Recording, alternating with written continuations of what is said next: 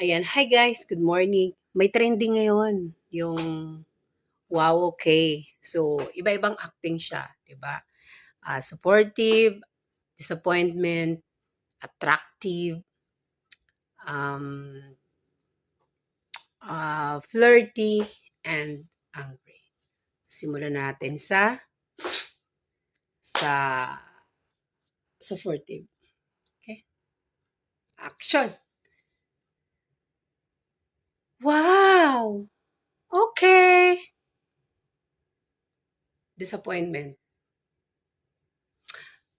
Wow. Okay. Attractive. Wow! Okay. Flirty.